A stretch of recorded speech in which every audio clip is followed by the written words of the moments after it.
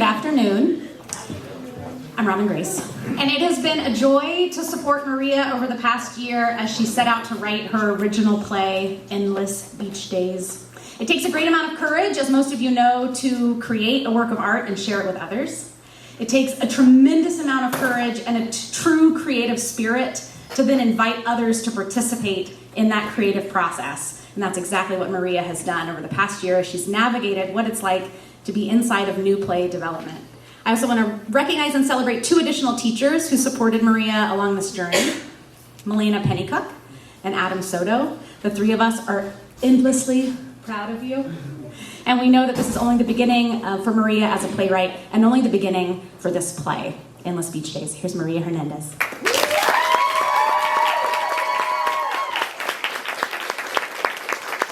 Hello, everyone. So, like Robin Grace said, I wrote an original play. And the first thing about plays is that you need to figure out what you want to write about. And so at the very end of junior year, I asked Robin Grace, I really want to write a play, and I want to write it about something impactful and meaningful. So the first thing I said is that I wanted to write about something that happened in real life, something that happened that was important. And so she recommended me this play called Angels in America. And this is pretty much the core of like what I'm gonna use for this play. Angels in America is basically a play about the AIDS epidemic in the 80s, and it follows 4 main characters with also elements of magical realism. So even though the play is based on things that happened in the 80s and the AIDS epidemic, there were also like magical parts of it, like angels and prophecies and heaven and religious contexts and stuff like that. And that play is like honestly like one of my favorite plays now. I love that play. I love talking about it. And I love magical realism, honestly, because of this play. So Angels in America made me honestly want to write a play about the AIDS epidemic. So it made me start out by looking at the AIDS epidemic, and I wanted to write about something that hasn't been told before. So I started with a storyline. So if you don't know the Blood Sisters, they're a group of women who donated blood to gay men in the 80s because they weren't allowed to at the time, and a lot of them were dying from AIDS. And a lot of these women, they were predominantly queer women, they went and cleaned their houses, they gave them food, they made them meals. There was this one particular woman that I heard about, and she made meals for these men, and she went to talk to them and like pretty much hold their hands before they were dying because they didn't have anybody else. And so the Blood Sisters, they're just like so monumental, and people don't talk about them, which is really sad. So the Blood Sisters were in San Diego, and I searched up the San Diego archives, and reading about them, they got like maybe 26 views for each of their like things they were talking about. Like people weren't talking about them, and I was like so frustrated about that because like we need to talk about these people. So anyways, I started writing a storyline for these people. I wrote about Ronald Reagan and Nancy Reagan, and I had this idea for a side story of them because Nancy Reagan, she was like really interested in astrology, and actually every time that Ronald Reagan like had something to do, she would go to her astrologist, and she would be like, is this okay for him to do because of like the moon signs and stuff like this, like what's going on? And so I had this like whole like side plot where it would talk about them and like have the astrologist like talk about things and kind of like put it as like magical realism. And I had like this like side story with like Artemis, and like she would like answer the phones at the hospital, and there would be this like kind of like comedic effect, and I had everything planned out until I got into a roadblock. And my roadblock was that I didn't know these women. I didn't know them. I didn't know their personalities. I didn't really know anything about them. And when listening to their stories, the people in the archives, they asked them what they did, but they didn't ask them about their families or their wives or their girlfriends or their friends or anything like that. And it felt really dishonest to write about them when I didn't know anything about them. So I did a timeline for how the story, like how long it would take me to write the story, with making sure that everything was correct, all the people's names were correct, their stories were correct, talking to the women, and it would have been like a 5-year long project. So I really had to start over and just completely remake it. But I am interested in writing this story, and I am interested in writing another play about the Blood Sisters. So after that, I decided to look at another playwright, and Sarah Rule is a playwright, and she wrote one of the plays that we produced here, which is Eurydice, which was my first play at Griffin School. She wrote plays like Late a Cowboy's Song, Melancholy Play, and I read these plays throughout my time writing this play. And basically, one thing that was really interesting about Sarah Rule is that she kind of made me like realize that to be a playwright, it can be the same thing as being a poet. You know, a poet and a playwright can be the same thing.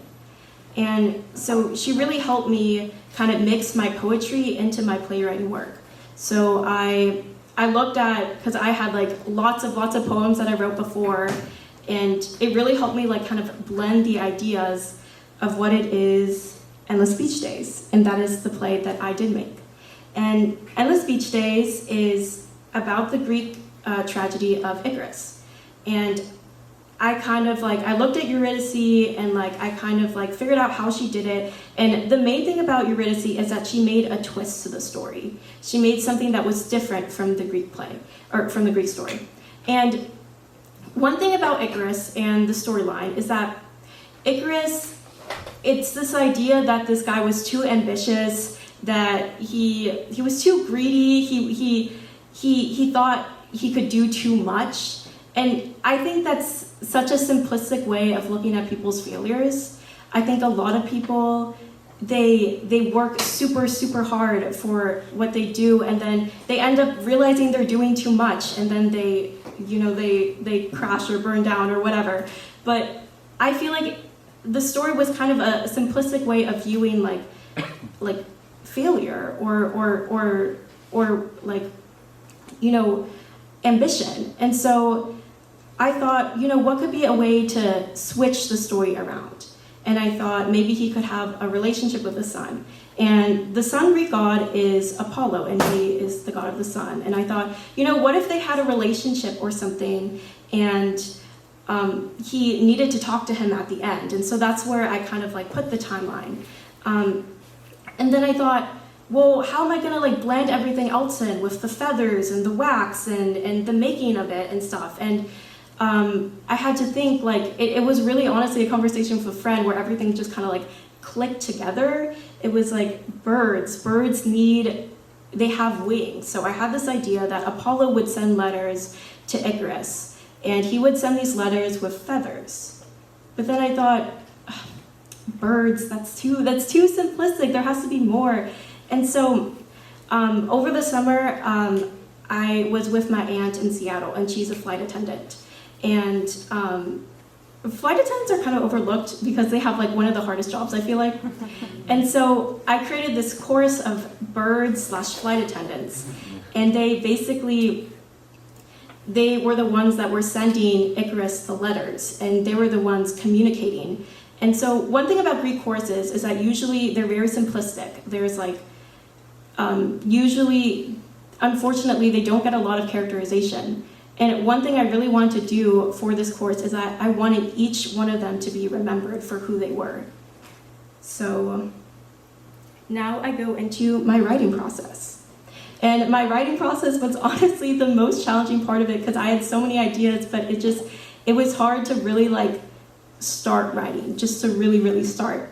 So honestly, I wish that I would say that I spend 15 minutes every day writing, but it was more I'm either spending all day on this or not spending it at all. So I spent a good maybe 2 weeks just focusing on the rough draft, and I sent it to Robin Grace and Milena Pennycook. And they wrote what they liked about it, what they thought was interesting, and what their curiosities would be and what to change. And so I looked at those comments that they were writing. They wrote this like huge email. It was like amazing. And I looked at each scene and I made it more poetic, more the way like I write my poetry, and I think that really helped. And so after they sent back the notes, I sent the rough draft right back to them, and they sent me like one final like things that I could add, and then I went to the first reading. The first reading was probably the most fun part of it because I emailed all my friends and I was like, hey, I'm doing this play, like, would you guys like to be the cast of it? And like a lot of people were like, yes, absolutely. And the casting was so fun because I just got to like, you know, these characters fit this person's personality, this person fits this personality, and so I kind of just got to like kind of like typecast them, which was honestly really fun. And so after the first reading, when they kind of like read through it, it was probably the first time they read it, they gave notes and Robin Grace recorded it. And after giving the notes of what they liked, what they were more curious about, what they wanted, a lot of them said that they wanted more of like the flight attendants. They wanted to know more of their unique stories, which I really liked that they wanted to know the chorus more. So after that, I did my last touches. And my last touches, I looked through their notes and I looked through what they wanted. A lot of them said that they wanted more of the Daedalus character too, which is the father of Icarus. They wanted to see him as like kind of like less as a villain and more of like a nuanced character. So I wrote an extra scene on him, and then yeah. And after that, it was pretty much the final performance. And the final performance was honestly like, I think the easiest part of it because like it was honestly less of my work, more of the actors and the lighting and the music, like all pulling it together, and it was so beautiful. So I'm gonna show the video. I'm just doing a scene of it. Endless Beach Days by Maria Hernandez. Playwright's notes. Lights. There will be 2 different lights that will vary in speed. Additionally, there will be a daytime transition that shifts from darkness into cool red and orange tones, then to light yellow tones. Staging. The stage will feature a split level design. The upper level is where the birds and the gods will exclusively reside. Tropical trees will be positioned on stage left and stage right on the lower part of the stage. These will be only accessible and used by the birds and flight attendants. Cast. Icarus. Apollo. Artemis. Endless Beach Days. Scene 1. Flight attendant woman 1 appears. She walks slowly, looking to see if the stage is safe. She floats, putting feathers around the stage. She dances like a ballerina, almost bird-like and exaggerated. Bird tries to talk, a violin pluck instead. She tries again. She looks around the stage to find a flight attendant voting strike paper that says, "Vote no, no tension, no planes." As she looks at this paper, she reads aloud. An Icarus tale, an allegory of an allegory. When the night seemed to be too dark, you longed for the sky. I prayed that you could get wings so you could venture into the nights and talk to the birds that calm the daylight. Yet, you fell in love with the sun because it gave you a high better than the starlight. The sunlight that dauntingly speaks from up above. Something that could numb you from the nightmares of the moonlight. You wanted it to melt the twilight. You reached too close, and your eyes were blinded with love. Began to fall. The light that you oh so longed for was your demise. And the sun was fine, with her strangely cold eyes as she watched your wings melt from the sky. She closes the paper and says, I do night shifts now. The sound of a plane engine hums. I used to look forward to the lights of the islands afar. I'd look at the mountains and the clouds. The ocean was my favorite. But now, I do night shifts. When the moon covers the ocean, the sky and the mountains, now all I want to do is sleep. The plane is heavy with memories, from seat to seat, holding fragments of a person's life. Children with beach dreams, lovers' honeymoons, and mine. Planes are human minds with wings, with a distant call to home.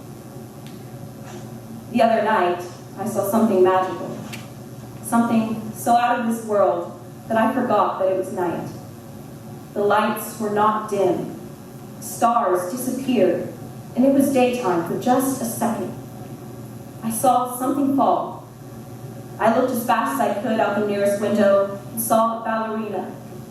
Her skin burned, her dream dead. It reminded me of when I was 12. I was in this ballet competition, and my teacher was tough. He said if any of us made a mistake, we would... Thank you.